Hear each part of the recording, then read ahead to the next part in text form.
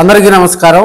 బాపట్ల కాన్స్టిట్యున్సీకి సంబంధించి అక్కడ ఒక బాపట్ల నూతనంగా జిల్లా ఏర్పడిన తర్వాత కూడా అక్కడ రెడ్డి సామాజిక వర్గానికి అధిక ప్రాధాన్యత కేటాయిస్తున్నట్లుగా కూడా తెర వెనుక జరుగుతూ ఉంది.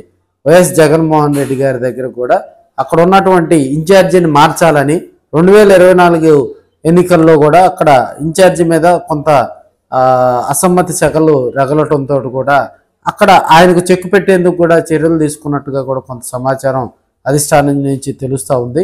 రెడ్డి సామాజిక వర్గంలో యాక్టివ్గా ఎవరు ఉంటారు అనేది కూడా తెర వెనుక ప్రయత్నాలు చేస్తున్నట్టుగా కూడా తెలుస్తూ ఉంది.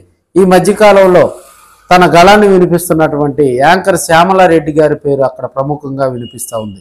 ఇప్పటికే బాపట్ల కాన్స్టిట్యున్సీలో ఉన్నటువంటి ఆమె వైసీపీలో చేరిన తర్వాత కూడా తన గళాన్ని వినిపిస్తూ ఉంది. అదేవిధంగా ప్రత్యర్థులను ఇరకాటంలో పెట్టడంలో కూడా ఆమె దిట్టని కూడా చెప్పుకోవచ్చు. మాజీ మంత్రి రోజా గారు కొన్ని సందర్భాల్లో ఆమె పెద్దగా స్పందించటంలా, కానీ శ్యామలారెడ్డి గారు ఫైర్ బ్రాండ్గా కూడా తక్కువ టైంలోనే వైసీపీలో యాక్టివ్ అయ్యారు.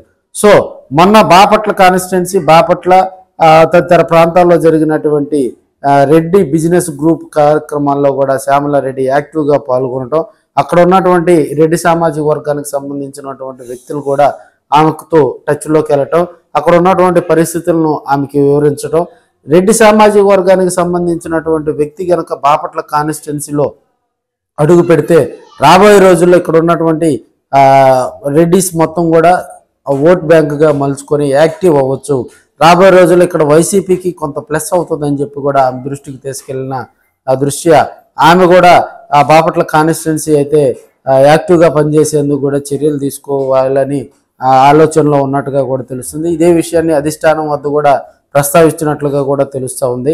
ఎందుకంటే బాపట్లలో కోన రఘుపతి 2 సార్లు గెలవటం జరిగింది. 2014, 2019లో కూడా ఆయన 2 సార్లు ఎమ్మెల్యేగా గెలవటం జరిగింది. అంతకుముందు 2004, 2009లో గాది వెంకటరెడ్డి గారు గెలవటం జరిగింది.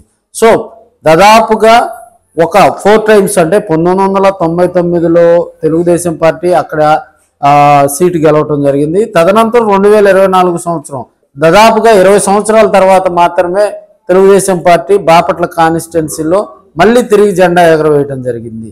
సో ఇప్పుడున్న రాజకీయ పరిస్థితుల దృష్ట్యా కోన రఘుపతి మీద అసమ్మతి శకలు రగలటంతో ఇక్కడ ఉన్నటువంటి క్యాడర్ను చల్లార్చే విధంగా కూడా జగన్మోహన్ రెడ్డి రెడ్డి సామాజిక వర్గానికి సంబంధించినటువంటి ఫైర్ బ్రాండ్గా ఉన్నటువంటి శ్యామలారెడ్డిని కనుక ఇక్కడ తీసుకొచ్చి పెడితే ఆమె మరింత యాక్టివ్గా పార్టీ కార్యక్రమాల్లో పాల్గొంటుంది.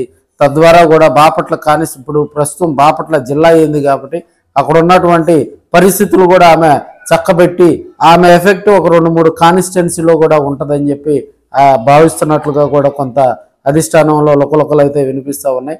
రాబోయే రోజుల్లో బాపట్ల నియోజకవర్గంలో ఇన్ఛార్జిని మార్పు ఖాయం అన్నట్లుగా కూడా తెలుస్తుంది. మరి కొన్ని రోజుల్లో దానికి బీజం పడినట్లుగా కూడా తెలియజేసుకోవచ్చు.